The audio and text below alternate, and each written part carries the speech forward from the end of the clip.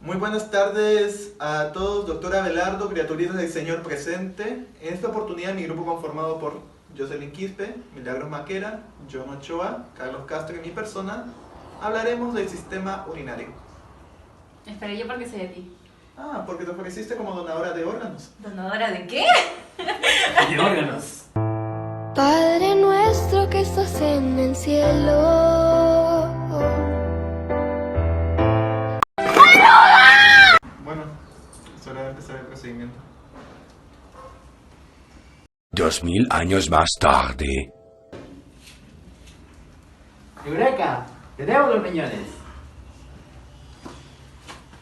Bueno, ahora sí estamos todos listos para empezar esta exposición. Muy buenas tardes, mi nombre es Jordan Zamora Ramos y ahora hablaré de algunas generalidades del aparato urinario. Empecemos por su composición. El aparato urinario sería principalmente esto en el hombre. En sí estaría constituido por los riñones y el aparato excretor o el sistema excretor. En sí sería de la siguiente manera. Del riñón llegas a la pelvis renal, o al mejor hablemos de forma general, el sistema pielocalicial, que está conformado por la pelvis renal, más las cálices mayores y menores. Una vez desciende, llegamos a los uréteres, que conducen la orina a la vejiga.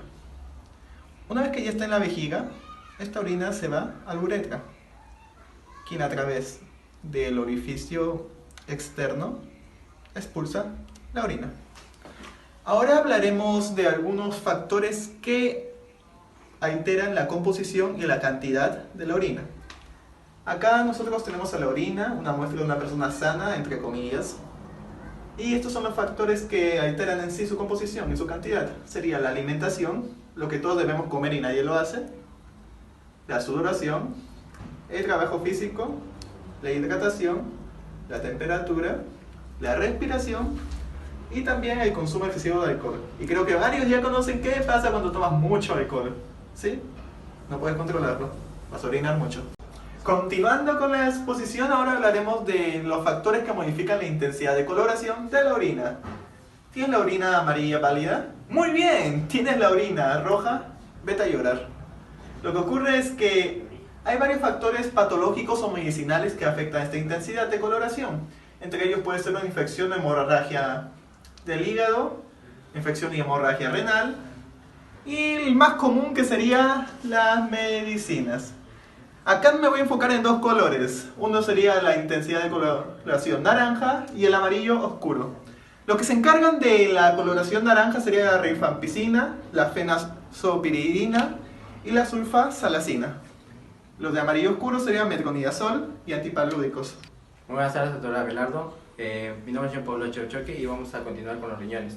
Los riñones son un órgano par que cumplen la función de la producción de orina y de este modo me van a regular el volumen y la composición de los líquidos corporales y van a contribuir fundamentalmente a la homeostasis del organismo. Gracias a esta producción se van a lograr excretar productos del metabolismo, se van a lograr mantener el pH y se va a lograr eliminar el exceso de agua y sales. Tenemos que recordar también que los riñones poseen una función endocrina, ya que me van a generar dos hormonas que vendría a ser la primera, la renina, que es producida por las células extraglomerulares, la cual me va a regular la presión arterial, y la siguiente vendría a ser la eritropoyetina, que es producida por las células mesangiales o de Purkinje, las cuales van a estimular a la médula roja para que se pueda lograr producir los eritrocitos. Tenemos que recordar que los riñones presentan una situación retroperitoneal, ya que se encuentran cubiertas por el peritoneo parietal posterior. Esas también se encuentran aplicadas al músculo psoas mayor y se encuentran entre las últimas costillas y la cresta ilíaca. Tenemos que recordar que en posición erecta los riñones van a corresponder a las vértebras lumbares entre la L1 y la L4, y en posición de cúbito supino van a corresponder a la torácica 12 y la lumbar 3. Luego vamos a proceder a ver una radiografía. En esta radiografía se puede identificar los riñones, los bordes de los riñones en sí. Podemos reafirmarlo gracias a la teoría, ya que nosotros hemos dicho que en posición erecta los riñones van a corresponder entre la L1 y la L4. Luego vamos a proceder a ver una radiografía contrastada.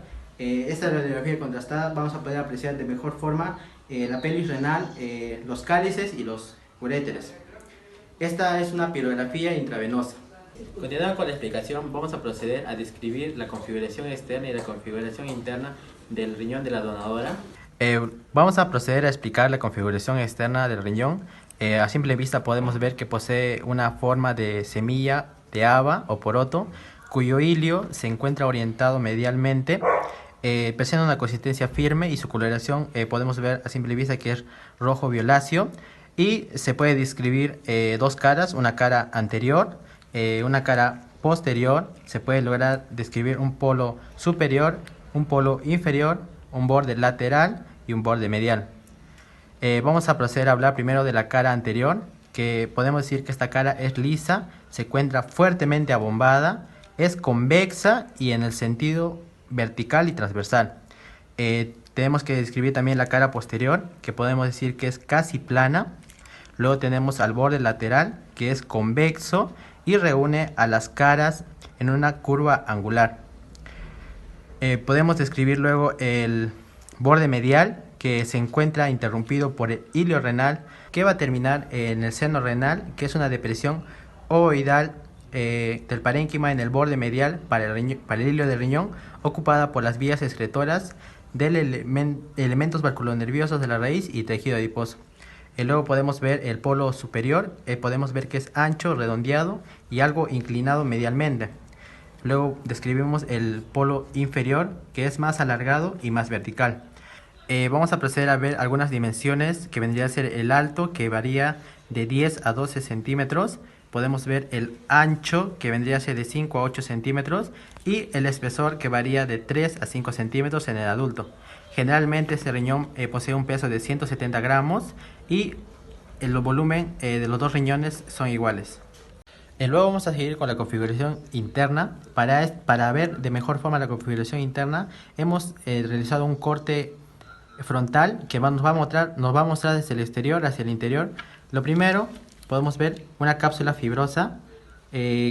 Luego, inmediatamente más profunda, podemos ver el parénquima renal prolongado hacia el seno renal por las papilas renales y las vías excretoras formadas por los cálices renales y la pelvis renal. Luego, la cápsula fibrosa tiene aproximadamente 1 milímetro de espesor. Es fuerte y poco elástica, como se puede apreciar. Se adhiere a la superficie renal, aunque puede decolarse de esta del parénquima subyacente. Podemos ver que rodea completamente al órgano y penetra en el ilio, donde se invagina en contacto con los vasos renales. Luego vamos a hablar del parénquima renal, que presenta desde la superficie a la profundidad una corteza renal. Va a presentar también las columnas renales, o llamadas columnas de Bertin. Va a presentar también la médula renal. Vamos a hablar primero de la médula renal, que es una banda de tejido renal por debajo de la cápsula fibrosa. Es de color más claro y tiene un espesor de 6 a 10 milímetros. Se compone de un laberinto cortical y de los rayos medulares. Vamos a proceder a explicar primero el laberinto cortical, el cual va a estar formado por los corpúsculos renales y los túbulos contorneados. Luego, los rayos medulares son la porción de la médula en forma de estrías. Aquí se puede apreciar como unos rayos, que estos de aquí no van a llegar hacia la cápsula fibrosa. Vamos a proceder luego a hablar de las columnas renales, o también, como dijimos, las columnas de Bertin, que son la porción del laberinto limitada por las pirámides renales, que vendrían a ser estas de aquí. Estas vendrían a ser las columnas renales o columnas de Bertin, que se encuentran delimitadas, como dijimos, por las pirámides renales. Las pirámides renales están separadas entre sí por las columnas renales, como ya dijimos, y los vértices redondeados de las pirámides van a protruir en un seno renal, que vendría a ser este de aquí, formando las papilas renales.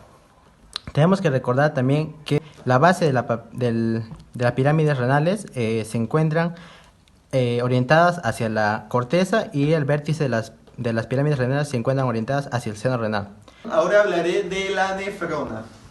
La nefrona en sí es la unidad estructural del riñón. Existen más o menos 1 millón de nefronas por riñón.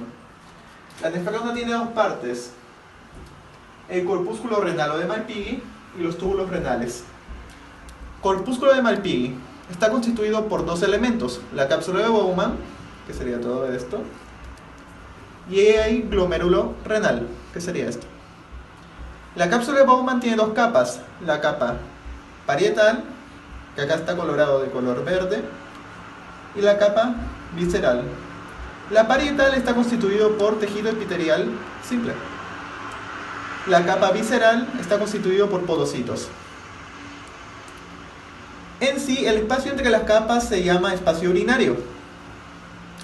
Y los polos se hacen llamar polo urinario, por donde pasan los túbulos, donde conecta, y el polo arterial, que es donde pasa la arteria. Ahora hablaré de los túbulos. Empezaré con el túbulo contorneado proximal. Este se encarga principalmente de la absorción de agua. Luego llegamos a la asa de Henle descendente, que también se encarga de la absorción de agua. Una vez llegamos a la asa de Henle ascendente, esta absorbe la sal, cloruro de sodio, para llegar al túbulo contorneado distal, que en sí le agrega ciertos iones y también absorbe agua, finalmente desembocando en los túbulos colectores. En cada papila renal van a desembocar los túbulos colectores a través de los orificios papilares. Esos también llamados son conductos de Bellini, los cuales me van a formar un área cribosa, ya que van a presentar estos orificios papilares. Dentro de la pirámide renal se puede describir una zona interna y una zona externa. Luego tenemos que describir que el riñón presenta lóbulos renales que va a estar conformados por un arco renal, que va a estar conformado por una pirámide renal y también por una columna de Bertin. Esto vendría a ser un lóbulo renal. Luego vamos a seguir de las papilas, las cuales van a desembocar, o en realidad se van a continuar con unos cálices llamados los cálices menores. A su vez, estos cálices menores van a confluir en los cálices mayores y posteriormente se va a llegar a formar la pelvis. Y ahora vamos a hablar de la fascia renal, o también llamada fascia de Gerota, que va a envolver externamente al riñón por fuera de la cápsula. Va a presentar dos hojas, una hoja anterior, la que podemos ver aquí, y una que se va a continuar con la línea media con su lado contralateral, y va a presentar una hoja posterior en la cual no se va a continuar con su lado contralateral, ya que podemos ver que se encuentra la columna. Esto hace que exista un espacio entre el riñón y la fascia llamado el espacio perirenal, donde vamos a encontrar la grasa perirenal. Sin embargo, por fuera de esta fascia también se va a divisar la grasa pararrenal. Tenemos que recordar que si bien acá podemos ver en la imagen que se continúan, las dos fascias no se comunican. Buenas tardes, doctora Belardo y compañeros. Mi nombre es Milagros Belén de Jesús Maquera Murugarra y en esta ocasión les hablaré sobre las relaciones del riñón. Para empezar, les hablaré sobre sus relaciones posteriores. Posteriormente, el riñón se va a relacionar en su parte superior con la porción lumbar del diafragma. En su parte inferior se va a relacionar con el músculo cuadrado lumbar y, para ser más exactos, el hilio del riñón se va a relacionar con el músculo psoas mayor. También se va a relacionar con los vasos intercostales, es decir, la arteria y vena intercostal. También se va a relacionar con el nervio subcostal o duodécimo nervio intercostal y también con otros dos nervios pertenecientes al plexo lumbar, que son el nervio iliohipogástrico e ilioinguinal. Ahora, para hablar sobre sus relaciones anteriores, ambos riñones se van a relacionar con la glándula suprarrenal correspondiente derecha e izquierda. También se van a relacionar con el peritoneo parietal posterior, ya que como mi compañero lo mencionó, son estructuras retroperitoneales. Ahora, van a existir diferencias entre el riñón derecho y del izquierdo respecto a sus relaciones anteriores. El riñón derecho se va a relacionar anteriormente con el duodeno, en el ángulo duodenal exactamente con el ángulo duodenal superior y con su porción descendente. También se va a relacionar con la flexura cólica derecha o ángulo hepático y también con el lóbulo derecho del hígado. Ahora les hablaré sobre las relaciones del riñón izquierdo. se va a relacionar con el cuerpo y con la cola del páncreas, con el ángulo esplénico o flexura cólica izquierda y con la parte superior del colon descendente. También se va a relacionar con el estómago y también con la cara visceral del vaso. Siguiendo con la exposición, ahora les voy a hablar sobre el hilio renal. Acá tenemos a ambos riñones y como podemos observar, el riñón derecho se encuentra un tanto más descendido que el izquierdo, puesto que tiene una relación con el lóbulo derecho del hígado. Ahora, como lo mencioné, les voy a hablar sobre el hilio renal, que pues este se va a encontrar en el borde medial del riñón y pues esta es la propia excavación que hace el órgano, por la cual van a pasar estructuras pertenecientes al pedículo renal. Bien, ahora pasaré a explicarle los elementos que forman el pedículo renal. Tenemos a la vena renal y a la arteria renal, y también a la pelvis renal, que este último es un elemento del sistema excretor. Bien, la vena renal se va a situar, va a ser el elemento más anterior y la pelvis renal es el elemento más posterior. Ahora, debido a la situación de un poco más hacia la izquierda de la aorta abdominal, la arteria renal derecha va a ser más larga que la arteria renal izquierda. Y por otro lado, aquí en una vista posterior, en la vena cava inferior, pues la vena renal derecha va a ser un poco más corta que la vena renal izquierda, que pues esta es la vena renal izquierda que, como podemos observar, es más larga. Bien, las arterias renales derecha e izquierda junto con la aorta abdominal van a formar una cruz arterial y las venas renales derecha e izquierda junto con la vena cava inferior van a formar una cruz venosa. Bien, ahora vamos a hablar del sistema excretor. Pues va a estar conformado por el sistema pielocalicial, que viene a ser la pelvis y los cálices mayores y menores. La pelvis es un saco aplanado en sentido anteroposterior y se va a situar en el seno renal, acompañado de grasa, que es una de las posiciones de la grasa perirenal. La pelvis renal va a tener una porción proximal y otra porción distal. En su porción proximal, pues esta se va a dividir en cálices mayores que van un número de 2 a 3, de los cuales cada uno a su vez se va a subdividir en de 6 a 8 tubos de menor calibre llamados cálices menores. Ahora, estos cálices, los cálices menores, van a recibir la orina a través de los orificios papilares provenientes de los tubos colectores. Ahora, en su porción distal, esta se va a continuar con el urétero. Bien, ahora les voy a hablar sobre los uréteres. Aquí la pelvis renal se va a dirigir caudalmente hasta formarse en uréter. El uréter es un órgano retroperitoneal y va a tener una longitud de 27 a 30 centímetros. Ahora, sus porciones. Va a tener 3 porciones. La primera se denomina porción abdominal. Esta es la porción más larga y va a recorrer toda la parte abdominal. La segunda porción es la porción pelviana, que como bien su nombre lo dice, va a recorrer la pelvis. Y la tercera porción se denomina intramural, que es cuando se va a pasar a la vejiga urinaria. Bien, ahora, después de mencionar las porciones, les voy a hablar sobre los estrechamientos. Estos estrechamientos tienen una importancia clínica, puesto que aquí se pueden formar la litiesis renal, que son los cálculos. Ahora, los estrechamientos se pueden presentar uno superior, que pues se va a continuar con la pelvis, que sería como la continuación de la pelvis renal. Otro que es cuando cruza por delante a los vasos ilíacos en su entrada a la cavidad pélvica. Y el otro es en el inferior al atravesar la pared de la vejiga urinaria. Bien, ahora voy a hablar sobre las relaciones de los uréteres. Como bien lo dije, los uréteres son órganos retroperitoneales, por lo tanto su relación anterior va a ser con el peritoneo parietal posterior. Otra relación anterior que tienen los uréteres son con los vasos espermáticos, que como podemos observar aquí tenemos a la vena y arteria espermática, que en el hombre pues se llaman vasos testiculares y en la mujer vasos ováricos. Ahora, sus relaciones posteriores Este se va a relacionar posteriormente con el músculo psoas mayor y también con un nervio que se denomina génito femoral. Ahora, las relaciones del uréter derecho. El uréter derecho pues, se va a relacionar con la segunda porción del duodeno, que viene siendo la porción descendente, y con la flexura duodenal inferior. También el uréter derecho va a estar cruzado por la raíz del mesenterio. Ahora, el uréter izquierdo, pues va a ser cruzado por el mesocolon sigmoides.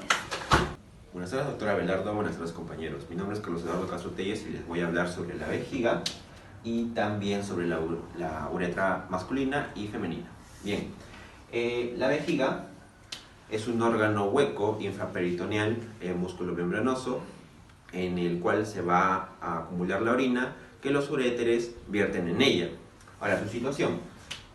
Primero tiene una situación anterior en la cavidad pelviana. También la vejiga femenina es más baja que la masculina, porque en la masculina descansa sobre la próstata. También la vejiga femenina es más anterior, porque la pelvis femenina es más ancha y está impulsada hacia adelante por el útero. Porciones de la vejiga. No tenemos al vértice, que se afina hacia adelante y hacia arriba en el plano medio de la vejiga urinaria.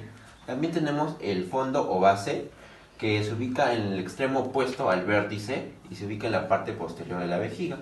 También en el fondo o base encontramos el trígono vesical, que se ubica inferiormente a este, que está limitado por 3 orificios hacia atrás con los orificios ureterales y hacia adelante por el cuello de la vejiga.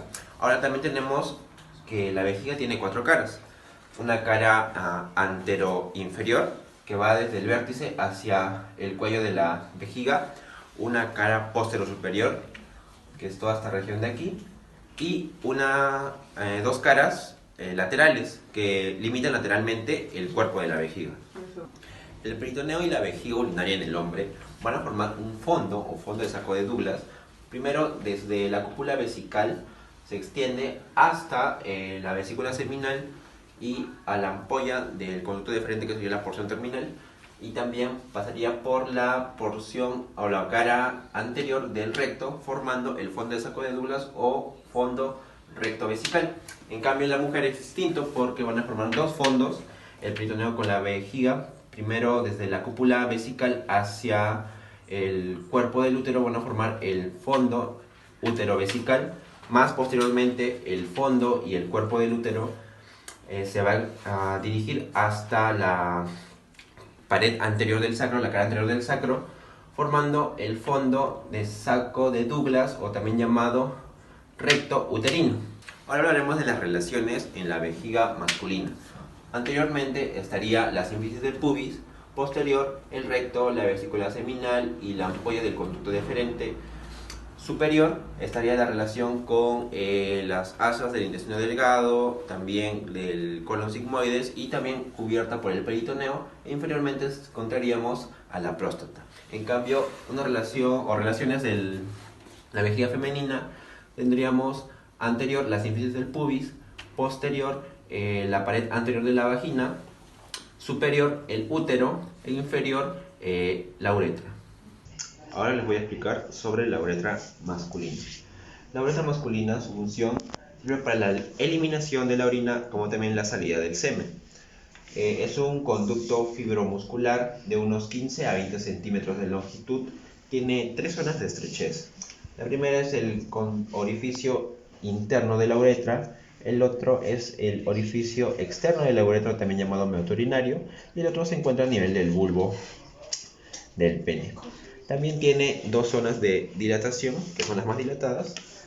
Uno se encuentra a nivel del glande en la fosa navicular, y el otro en el bulbo del pene, en el bulbo uretral. Ahora, la uretra tiene 3 porciones. Una porción prostática, una membranosa y una esponjosa, que es la más larga. La prostática atraviesa la próstata, la membranosa atraviesa el diafragma urogenital, y la porción esponjosa el cuerpo esponjoso del pene, y es la más larga. La porción prostática de la uretra mide 3 centímetros de longitud, es la más dilatable, y en su pared posterior podemos encontrar al colículo seminal, o también llamado verum montanum, y en este se va a localizar el utrículo prostático, y a sus lados encontraríamos los orificios eyaculadores. Ahora tenemos la porción membranosa, que es la más corta de la uretra, mide de 1 a 2 centímetros, atraviesa el diafragma urogenital, está rodeado por el músculo esfínter externo de la uretra y se extiende desde el vértice de la próstata hasta llegar al bulbo del pene. Ahora les hablaré sobre la porción esponjosa de la uretra, que atraviesa el bulbo, el cuerpo y el glande del pene.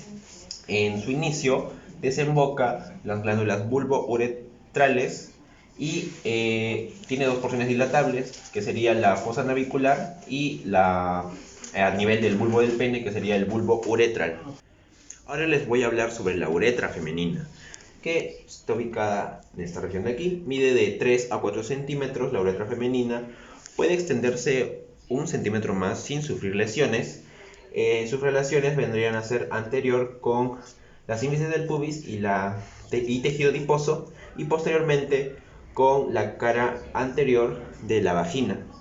Ahora, el orificio uretral externo, o también llamado meoto urinario, se encuentra por detrás del clítoris y hacia adelante del orificio vaginal.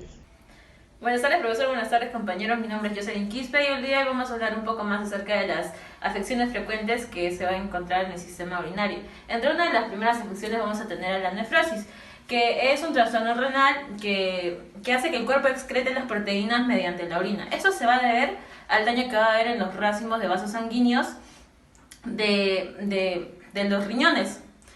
Básicamente va a filtrar los desechos. Ahora, una de las causas que va a tener va a ser la hinchazón, particularmente en las rodillas y en las piernas. También va a tener va a causar que las enfermedades que una persona ya tiene vayan avanzando con mayor rapidez. Algunos de los síntomas que tiene este trastorno es la hinchazón grave, como lo dije hace un momento, la fatiga y el orinar en espuma. Como segunda afección vamos a tener al nefrolito. Ahora, básicamente cuando nos referimos a los nefrolitos vamos a hablar de lo que son los cálculos renales. Los cálculos renales son depósitos duros hechos de minerales y sales que se van a encontrar dentro de los riñones. Esto va a ser a causa de una mala dieta, del exceso de peso corporal, también por algunos suplementos químicos. Como ustedes pueden ver, aquí vamos a encontrar algunos cálculos renales.